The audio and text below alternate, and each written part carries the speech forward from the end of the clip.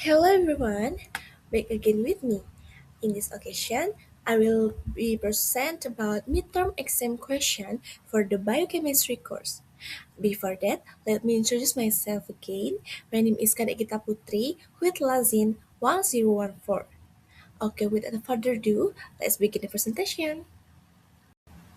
Oke, di sini pada soal pertama yaitu membahas tentang membranes and cellular bioenergetic. Jadi terdapat sebuah eh, kasus di mana terdapat sebuah obat eksperimental yang meningkatkan fluiditas membran mitokondria secara signifikan. Nah, tetapi juga menyebabkan kebocoran proton atau H+ melintasi membran. Nah, di sini terdapat pertanyaan disuruh mengevaluasi dampak obat tersebut terhadap gradien proton, efisiensi fosforilasi oksidatif, dan produksi ATP. Lalu rancang pendekatan modifikasi molekul obat agar efek terapeutik tetap ada tanpa mengganggu homeostasis energi sel. So the impact assessment: first, decreased proton gradient due to H+ leakage. Second, inefficient oxidative phosphorylation or uncoupling. And third, decreased ATP production. Energy is released as heat. And then drug modification design. For first, reduce proton transport capacity, and then decrease lipophilicity, increase polarity. Next, target specific membrane proteins, and the last, use a targeted delivery system.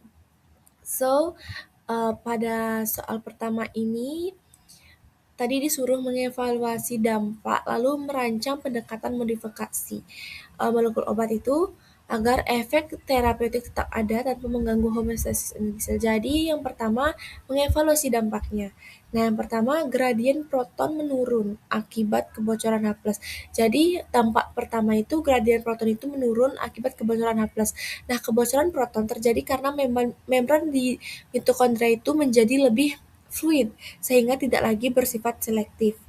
Nah, proton yang seharusnya ditahan di ruang antar membran justru kembali ke matriks tanpa melalui jalur yang benar. Nah, jadi hal ini yang menyebabkan perbedaan konsentrasi proton di kedua sisi membran menurun, sehingga gradien proton sebagai sumber energi utama itu menjadi melemah. Yang kedua, fosforilasi oksidatif tidak efisien atau uncoupling. Nah, normalnya gradien proton digunakan oleh ATP sintase untuk menghasilkan ATP. Namun karena protonnya bocor dan tidak melewati enzim tersebut, maka proses antara rantai transport elektron dan sintesis ATP menjadi tidak terhubung. Nah, kondisi ini yang disebut uncoupling, di mana elektron tetap mengalir tetapi tidak menghasilkan ATP secara optimal.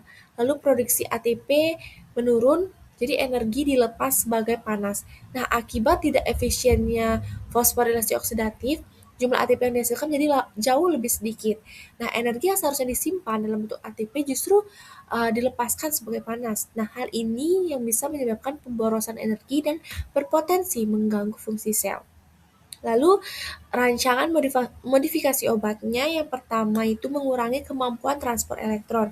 Nah, obat perlu dimodifikasi agar tidak dapat membawa atau memfasilitasi perpindahan proton melintasi membran. Nah, dengan begitu proton tetap mengikuti jalur normal melalui ATP sintase sehingga gradien proton itu dapat dipertahankan. Lalu menurunkan lipofilisitas, meningkatkan polaritas. Nah, molekul yang terlalu lipofilik itu mudah masuk ke dalam membran lipid dan menyebabkan gangguan struktur. Nah, dengan meningkatnya sifat polar, obat akan lebih sulit menembus membran, sehingga risiko kebocoran protein itu dapat dikurangi. Nah, lalu menargetkan protein spesifik membran. Daripada memengaruhi seluruh struktur lipid membran, obat sebaiknya itu dirancang untuk berinteraksi dengan protein tertentu. Nah, hal ini akan membuat efeknya itu lebih spesifik dan mengurangi gangguan terhadap fungsi dasar membran. Dan yang terakhir itu menggunakan sistem penghantaran arah. Nah, dengan menggunakan teknologi seperti nanopartikel atau prodrug, nah obat dapat diarahkan hanya ke jaringan target tertentu. Nah, hal ini membantu mengurangi efek samping pada sel lain termasuk gangguan pada mitokondria. Oke, the next question. Pertanyaan kedua itu terkait metabolic engineering, tepatnya pada asetat. Nah, jadi sebuah tim ilmuwan ini ingin merekayasa sel manusia agar mampu menggunakan asetat sebagai sumber energi utama secara efisien dalam kondisi kekurangan glukosa ekstrim. Nah, jadi disuruh merancang strategi rekayasa metabolisme yang memungkinkan hal tersebut, termasuk jalur enzimatik yang perlu ditingkatkan atau dihambat, evaluasi risiko metabolik yang mungkin muncul. Jadi di sini suruh merancang dan mengevaluasi. So, first, the strategy design, increase acetyl-CoA synthetize activity, increase the flux of the Krebs cycle, activate AMPK, and inhibit the glycolysis and lipogenesis pathways. And then risk assessment, increased ATP consumption in the early stage, increased oxidative stress, risk of metabolic acidosis, and the last decreased metabolic flexibility. Jadi, pada strategi ini yang pertama itu dengan meningkatkan enzim asetil koasintase. Nah, asetat tidak bisa langsung masuk ke jalur energi sehingga harus diubah terlebih dahulu menjadi asetil CoA oleh enzim asetil koasintase. Nah, dengan meningkatkan ekspresi atau aktivitas enzim ini, sel akan lebih efisien dalam memanfaatkan asetat sebagai sumber energi utama, terutama saat glukosa sangat terbatas. Lalu meningkatkan flux siklus Krebs. Nah, setelah terbentuk, asetil-CoA ini masuk ke siklus Krebs untuk dioksidasi dan menghasilkan NADH serta FADH2. Nah, dengan meningkatnya aktivitas enzim-enzim dalam siklus ini, aliran metabolik menjadi lebih lancar sehingga produksi energi itu dapat dimaksimalkan dari asetat. Lalu mengaktifkan AMPK. Nah, AMPK ini apa? Nah, AMPK ini merupakan sensor energi sel yang aktif saat energi rendah. Jadi aktivasi AMPK ini akan mendorong sel untuk menggunakan sumber energi alternatif seperti asetat serta meningkatkan proses katabolik yang menghasilkan ATP sehingga membantu adaptasi terhadap kondisi kekurangan glukosa. Lalu yang terakhir itu menghambat jalur glikolisis dan lipogenesis. Nah, jadi agar sel itu benar-benar bergantung pada asetat, jalur yang menggunakan atau menyimpan energi dari glukosa itu perlu ditekan. Dengan menghambat glikolisis dan lipogenesis, asetil-CoA itu tidak akan dialihkan ke penyimpanan lemak, melainkan digunakan untuk produksi energi. Lalu evaluasi risikonya yang pertama itu konsumsi ATP meningkat pada tahap awal. Nah, proses konversi asetat menjadi asetil-CoA ini membutuhkan ATP. Nah, dalam kondisi energi rendah, hal ini justru bisa memperburuk defisit energi pada tahap awal sebelum sistem metabolisme beradaptasi sepenuhnya. Lalu peningkatan stres oksidatif. Nah, peningkatan aktivitas siklus Krebs dan rantai transport elektron dapat menyebabkan produksi ROS ini atau disingkat ROS ini lebih tinggi. Nah, jika tidak diimbangi dengan sistem antioksidan yang baik, hal ini dapat merusak komponen sel. Lalu, risiko asidosis metabolik. Nah, akumulasi asetat atau metabolit turunannya dapat menyebabkan penurunan pH dalam tubuh. Nah, jika tidak terkontrol, kondisi ini dapat berkembang menjadi asidosis metabolik yang berbahaya. Dan yang terakhir, penurunan fleksibilitas metabolik. Nah, ketergantungan tinggi pada satu sumber energi membuat sel kehilangan kemampuan untuk beradaptasi dengan perubahan kondisi lingkungan. Nah, hal ini dapat menjadi masalah jika suplai asetatnya terganggu. Oke, jadi pertanyaan yang selanjutnya atau yang ketiga. Nah, pada pasien dengan defisiensi G6PD berat, terapi antioksidan konvensional kurang aktif. Jadi, evaluasi keterbatasan terapi tersebut dan rancang pendekatan terapi berbasis molekuler atau genetik untuk meningkatkan ketahanan eritrosit terhadap stres oksidatif. Uh, so, first, assessment of therapeutic limited limitations, insufficient NADPH production, impaired glutathione regeneration, and conventional antioxidants are not effective in the long term.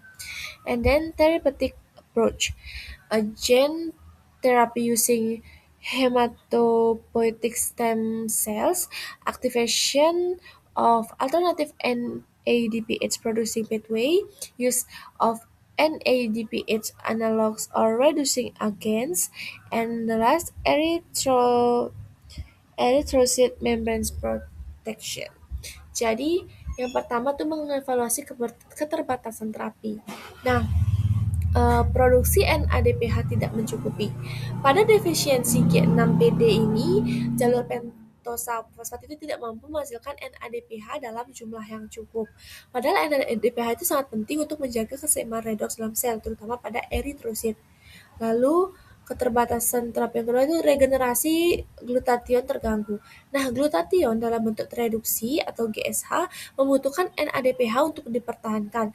Tanpa NADPH, glutathione tidak dapat diregenerasi dari bentuk teroksidasi, sehingga kemampuan sel untuk menetralisir radikal bebas menjadi menurun. Lalu antioksidan konvensional tidak efektif jangka panjang.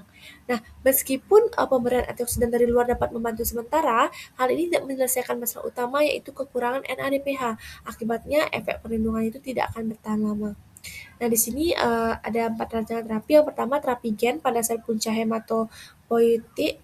Nah, dengan memperbaiki gen G6PD ini pada sel punca di sumsum tulang, tubuh dapat menghasilkan eritrosit baru yang memiliki aktivitas enzim normal. Nah, pendekatan ini menargetkan akar masalah dan berpotensi memberikan efek jangka panjang. Lalu aktivasi jalur alternatif penghasil NADPH. Nah, selain jalur pentosa fosfat, terdapat jalur lain yang juga dapat menghasilkan NADPH. Nah, dengan meningkatkan aktivitas jalur ini, sel dapat memperoleh sumber NADPH tambahan untuk menjaga keseimbangan redoks. Lalu penggunaan analog NADPH atau agen produksi. Nah, molekul yang menyerupai NADPH atau agen produksi dapat diberikan untuk membantu mempertahankan glutathione dalam bentuk aktif. Nah, ini dapat menjadi solusi sementara untuk mengurangi stres oksidatif. Lalu terakhir perlindungan membran eritrosit. Nah, kerusakan akibat oksidasi sering terjadi pada membran sel. Oleh karena itu, memperkuat atau melindungi membran eritrosit dapat membantu meningkatkan ketahanan sel terhadap stres oksidatif. Okay, the next question is Warburg effect. Jadi terkait dengan glikolisis dan kanker. Sel kanker menunjukkan peningkatan glikolisis meskipun tersedia oksigen atau efek Warburg. Jadi, evaluasilah keuntungan metabolis strategi ini bagi sel kanker dan rancang pendekatan terapi berbasis penghematan jalur glikolisis tanpa merusak sel normal secara signifikan. Jadi, yang pertama, evaluation of metabolic advantage.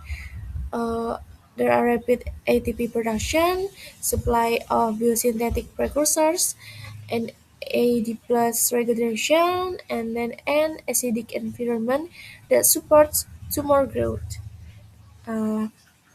Therapeutic strategies. First, inhibition of specific glycolytic enzymes, inhibition of glucose transporters, targeting tumor-specific condition, and selective drug delivery system. Jadi yang pertama mengevaluasi keuntungan metabolik. Yang pertama itu produksi ATP yang jadi cepat. Nah, sel kanker membutuhkan energi dalam waktu singkat untuk mendukung pertumbuhan yang sangat cepat. Nah, meskipun glikolisis menghasilkan ATP lebih sedikit dibandingkan fosforilasi oksidatif, prosesnya jauh lebih cepat sehingga mampu memenuhi kebutuhan energi instan sel kanker. Lalu penyediaan prekursor biosintesis. Nah, intermediat dalam jalur glikolisis dapat digunakan sebagai bahan baku untuk sintetis molekul penting seperti lipid, nukleotida, dan asam amino. Hal ini mendukung pembentukan sel baru secara cepat. Lalu regenerasi NAD+. Nah, konversi pirufat menjadi laktat memungkinkan regenerasi NAD+, yang sangat penting agar proses glikolisis ini dapat terus berlangsung tanpa terhenti. Nah, ini menjaga keberlanjutan produksi energi. Lalu yang terakhir ada lingkungan asam mendukung pertumbuhan tumor. Nah, produksi laktat yang tinggi menyebabkan lingkungan sekitar sel menjadi lebih asam. Nah, kondisi ini dapat membantu sel kanker menginvasi jaringan lain dan menghindari sistem imun. Jadi rancangan terapinya pertama inhibisi enzim glikolisis spesifik. Ini dengan menghambat enzim kunci seperti heksokinase atau LDHA, laju glikolisis pada sel kanker itu dapat ditekan. Nah, hal ini akan mengurangi suplai energi dan bahan baku biosintesis. Lalu penghambatan transporter glukosa. Nah, sel kanker sering meningkatkan jumlah transporter glukosa untuk mengambil lebih banyak glukosa dari lingkungan. Menghambat transporter ini dapat membatasi suplai bahan bakar utama bagi sel kanker. Lalu penargetan kondisi khas tumor. Nah, lingkungan tumor memiliki ciri khas seperti hipoksia dan pH rendah. Nah, obat dapat dirancang agar hanya aktif pada kondisi tersebut, sehingga efeknya itu lebih selektif pada sel kanker. Lalu, sistem penghambaran obat selektif. Nah, penggunaan teknologi seperti nanopartikel memungkinkan obat dikirim langsung ke jaringan tumor, sehingga mengurangi dampak pada sel normal. Oke, selanjutnya tentang gluconeogenesis dan resistensi insulin. Jadi, terdapat obat baru dikembangkan untuk menekan gluconeogenesis hati pada pasien diabetes tipe 2, tetapi menyebabkan hipoglikemia pada sebagian pasien. Jadi, mengevaluasi penyebab efek samping tersebut dan rancang strategi regulasi yang lebih spesifik terhadap jalur gluconeogenesis tanpa mengganggu homeostasis glukosa normal. Jadi yang pertama, evaluation of causes of side effects. First, excessive suppression of gluconeogenesis, impaired glucose production during fasting, and lack of adaptation to physiological regulation. Regulatory strategy design. First, par- partial inhibition of key enzymes, glucose level-based drug activation, uh, synchronization with hormonal regulation, and specific targeting of the liver. Jadi, uh, pada evaluasi penyebab efek sampingnya itu, yang pertama penekanan gluconeogenesis berlebihan. Nah, jika obat terlalu kuat menghambat gluconeogenesis, hati itu tidak akan mampu memproduksi glukosa dalam jumlah yang cukup. Nah, hal ini menyebabkan kadar glukosa darah itu akan turun drastis. Lalu, gangguan produksi glukosa saat puasa. Nah, dalam kondisi puasa, tubuh sangat bergantung pada gluconeogenesis untuk menjaga kadar glukosa. Nah, jika jalur ini terhambat, tubuh tidak dapat mempertahankan keseimbangan energi dan tidak adaptif terhadap regulasi fisiologis. Nah, obat yang tidak mengikuti regulasi alami tubuh seperti sinyal insulin dan glukagon dapat mengganggu keseimbangan metabolik dan menyebabkan efek samping seperti hipoglikemia. Lalu, rancangan strategi regulasinya yang pertama inhibisi parsial enzim kunci. Dan daripada menghambat secara total, pendekatan yang lebih aman adalah mengurangi aktivitas enzim secara sebagian agar produksi glukosa itu tetap berjalan pada tingkat minimal. Lalu aktivasi obat berbasis kadar glukosa. Nah, obat dapat dirancang agar hanya aktif saat kadar glukosa tinggi, sehingga tidak bekerja saat tubuh itu membutuhkan glukosa. Lalu, sinkronisasi dengan regulasi hormonal. Nah, menyesuaikan kerja obat dengan sinyal insulin dan glukagon akan membantu menjaga keseimbangan metabolisme secara alami. Dan yang terakhir itu penargetan spesifik pada hati. Nah, dengan menargetkan obat langsung ke hati, efek pada jaringan lain itu dapat diminimalkan sehingga resiko efek sampingnya akan berkurang.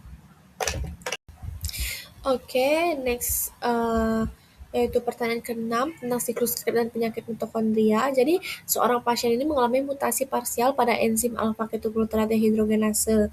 Nah, evaluasi dampak mutasi ini terhadap aliran metabolik siklus Krebs dan jalur terkait. Rancang intervensi nutrisi atau farmakologis untuk mengurangi dampak defisit energi. Assessment of the impact of mutation. Impairment of the Krebs cycle, decreased production of NADH and ATP, accumulation of alpha-ketoglutarate, disruption of related metabolic pathways. And then intervention design, thiamine and lipoic acid supplementation, administration of NAD plus precursors, ketogenic diet approach, and then use of antioxidants. So, evaluasi dampak mutasi. Yang pertama, dampaknya itu hambatan aliran siklus Krebs. Nah, mutasi pada enzim alfa-ketoglutarate dehidrogenase menghambat salah satu tahap penting dalam siklus Krebs. Nah, hal ini menyebabkan aliran metabolik ini menjadi tersendat. Lalu penurunan produksi NADH dan ATP. Nah, kalau tahap ini menghasilkan NADH, gangguan pada enzim tersebut akan mengurangi jumlah NADH yang masuk ke rantai transport elektron, sehingga produksi ATP-nya juga akan menurun. Lalu akumulasi alfa-ketoglutarate. Nah, hambatan reaksi menyebabkan penumpukan alfa ketoglutarat yang dapat mengganggu keseimbangan metabolisme, termasuk metabolisme asam amino. Dan terakhir, gangguan jalur metabolik terkait. Nah, siklus Krebs terhubung dengan banyak jalur lain, sehingga gangguan pada satu titik dapat mempengaruhi keseluruhan metabolisme sel. Nah, rancangan intervensinya yang pertama suplementasi tiamin dan asam lipoat. Nah, kedua zat ini merupakan kofaktor penting bagi enzim yang terganggu. Pemberiannya dapat membantu meningkatkan aktivitas enzim yang masih tersisa. Lalu pemberian prekursor NAD+. Nah, dengan meningkatkan ketersediaan NAD+, proses produksi energi dapat didukung meskipun tidak sepenuhnya optimal. Lalu pendekatan diet ketogenik. Nah, diet ini menyediakan sumber energi alternatif berupa badan keton yang dapat digunakan oleh sel tanpa bergantung sepenuhnya pada siklus Krebs. Lalu terakhir, penggunaan antioksidan. Nah, antioksidan ini dapat membantu mengurangi kerusakan akibat stres oksidatif yang sering meningkat pada gangguan mitokondria. So the next question is the seventh question about starvation vs ketosis. Nah, jadi dalam kondisi kelaparan kronis, tubuh mengandalkan ketogenesis. Namun pada beberapa individu terjadi ketoasidosis berat. Jadi evaluasi faktor yang menyebabkan pergeseran dari ketosis adaptif ke kondisi patologis. Nah, rancang pendekatan pencegahan berbasis regulasi metabolik dan hormonal. So the evaluation of cases of pathological shifts, insulin deficiency, excessive glucagon release, uncontrolled ketone body production, imbalance between ketone production and utilization. And then prevention strategy, maintain basal insulin levels, control glucagon activity, monitor ketone levels, and then maintain hydration and energy intake. Jadi, pertama, evaluasi penyebab pergeseran patologis tersebut. Yang pertama, defisiensi insulin. Nah, insulin berperan menghambat pemecahan lemak. Jika kadar terlalu rendah, lipolisis meningkat drastis sehingga menghasilkan banyak asam lemak. Yang kedua, peningkatan glukagon berlebihan. Nah, glukagon merangsang produksi badan keton. Jika kadarnya terlalu tinggi, produksi keton menjadi tidak terkendali. Lalu produksi badan keton tidak terkendali. Nah, hati menghasilkan badan keton dalam jumlah besar yang melebihi kemampuan jaringan untuk menggunakannya. Lalu ketidakseimbangan produksi dan pemanfaatan keton. Nah, jika produksi lebih cepat daripada penggunaan dan ekskresi, badan keton itu akan menumpuk dan menyebabkan penurunan pH darah. Lalu rancangan pencegahannya bagaimana? Nah, yang pertama, menjaga kadar insulin basal. Yang menjaga sedikit kadar insulin tetap ada dapat membantu menekan lipolisis berlebihan, lalu mengontrol aktivitas glukagon. Nah, dengan mengendalikan glukagon ini, produksi badan keton dapat dijaga agar tidak berlebihan. Lalu monitoring kadar keton. Nah, pemantauan kadar keton secara rutin membantu mendeteksi peningkatan yang berbahaya sejak dini. Dan yang terakhir, menjaga hidrasi dan asupan energi. Nah, cairan yang cukup dan sedikit asupan energi dapat membantu menjaga keseimbangan metabolisme. Ini antara produksi dan penggunaan badan keton itu tetap terjaga dalam batas fisiologis. Okay, the eighth question is photosynthesis. C-triplans. Jadi tanaman C3 mengalami kehilangan hasil panen akibat fotorespirasi tinggi di lingkungan panas. Nah, rancang pendekatan bioteknologi untuk meminimalkan fotorespirasi, misalnya melalui rekayasa Rubisco atau jalur alternatif lainnya, dan evaluasi kelebihan dan keterbatasan pendekatan tersebut. Nah, yang pertama, rancangan pendekatan bioteknologinya itu the biotechnology approach engineering Rubisco for high CO2 affinity, introducing a C4 or CAM mechanisms, modifying the photorespiration bypass pathway, and the last, enhancing Calvin cycle enzymes. And the evaluation in advantage, increase photosynthetic efficiency, and then limitation, engineering complexity and gene stability.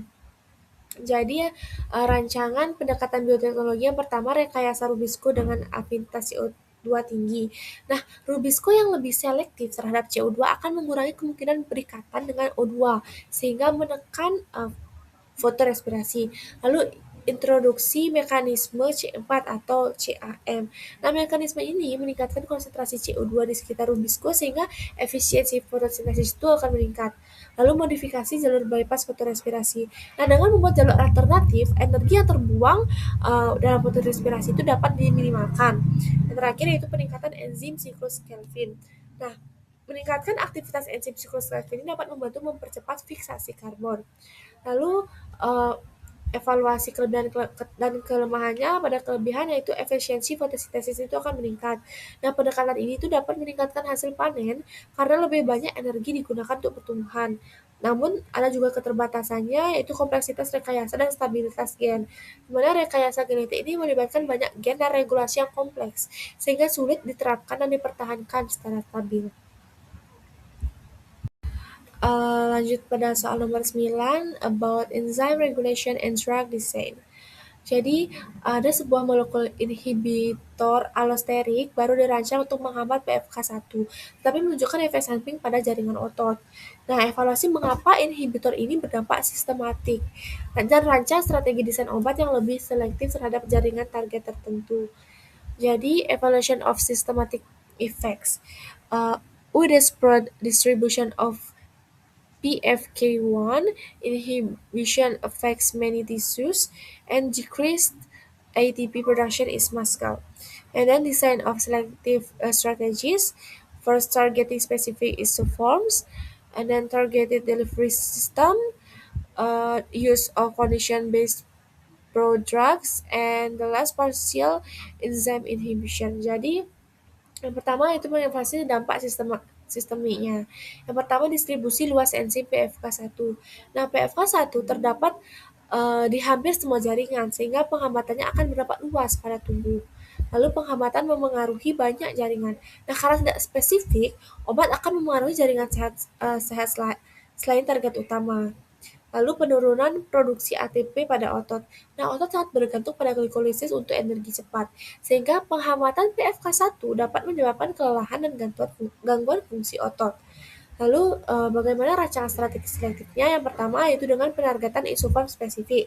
Nah, beberapa jaringan memiliki isoform PFK1 yang berbeda, sehingga obat dapat dirancang lebih spesifik. Lalu, sistem penghantaran terarah. Nah, obat dapat diarahkan langsung ke jaringan target untuk mengurangi efek pada jaringan lain. Lalu, penggunaan prodrug berbasis kondisi. Nah, prodrug hanya aktif pada kondisi tertentu seperti lingkungan tumor. Dan terakhir, inhibisi parsial enzim. Dengan mengurangi aktivitas enzim tanpa menghentikan sepenuhnya, membantu menjaga fungsi normal sel. Okay, and the last question about mitochondrial dysfunction. Jadi, di sini ada kasus pasien dengan penyakit mitokondria menunjukkan gangguan multi organ. Terapi saat ini hanya bersifat suportif. Nah, rancang pendekatan terapi inovatif berbasis bioteknologi, misalnya terapi gen, transfer mitokondria, ataupun modulasi metabolik. Jadi, dan evaluasi juga aspek etis, efektivitas, dan tantangan implementasinya. So first, innovative therapeutic approach. Gene therapy to repair mtDNA, transfer of healthy mitochondria, metabolic modulation, and then ethical evaluation, as risk of inherited genetic change, genetic identity issues, patient safety considerations. Eh, Lalu for uh, efficiency evaluations, gene therapy has curative potential, mitochondrial transfer provides rapid effects, and then metabolic modulation is supportive. The last is implementation challenge. Difficulty in delivering to mitochondria, long-term stability, high cost, and variability in patient response. Jadi yang pertama yaitu rancangan terapi inovatifnya. Jadi ada terapi gen. Jadi terapi gen ini untuk memperbaiki mtDNA. Nah, pendekatan ini bertujuan memperbaiki atau mengganti DNA mitokondria yang rusak sehingga fungsi produksi energi dapat kembali normal. Lalu transfer mitokondria sehat. Nah, mitokondria sehat dapat dimasukkan ke dalam sel pasien untuk meningkatkan kapasitas produksi ATP secara langsung. Lalu modulasi metabolik. Nah, pendekatan ini membantu sel menggunakan sumber energi alternatif dan meningkatkan efisiensi metabolisme. Nah, evaluasi etisnya, yang pertama, risiko perubahan genetik yang diwariskan. Nah, perubahan pada DNA mitokondria dapat diturunkan ke generasi berikutnya. Lalu isu identitas genetik. Nah, penggunaan mitokondria dari donor dapat menimbulkan perdebatan tentang identitas biologis. Dan yang terakhir, pertimbangan keamanan pasien. Nah, keamanan jangka panjang dari terapi ini masih perlu dipastikan. Lalu evaluasi efektivitasnya. Nah, terapi gen ini berfungsi kuratif. Nah, karena memperbaiki akar masalah, terapi ini berpotensi memberikan hasil jangka panjang. Lalu transfer mitokondria memberikan efek cepat. Nah, pendekatan ini dapat langsung meningkatkan fungsi sel dalam waktu singkat. Lalu modulasi metabolik bersifat suportif. Nah, pendekatan ini membantu mengurangi gejala tetapi tidak memperbaiki penyebab utama. Dan yang terakhir adalah tantangan implementasinya. Yang pertama itu kesulitan pengantaran ke mitokondria. Nah, mengirim materi terapi langsung ke mitokondria merupakan tantangan teknis yang sangat besar. Lalu stabilitas jangka panjang. Nah, efek terapi mungkin tidak bertahan lama, tapi tanpa tidak bertahan lama tanpa intervensi yang berulang. Lalu biaya tinggi. Nah, teknologi ini memerlukan biaya yang sangat besar. Lalu variasi respon pasien. Jadi setiap pasien dapat merespon terapi secara berbeda. Jadi itulah tantangan-tantangan implementasinya. Okay, so that's all from me. I apologize if there are any mistakes from my presentation, and I hope this video is useful for all of us. And see you in the next video. Goodbye, everyone. Thank you.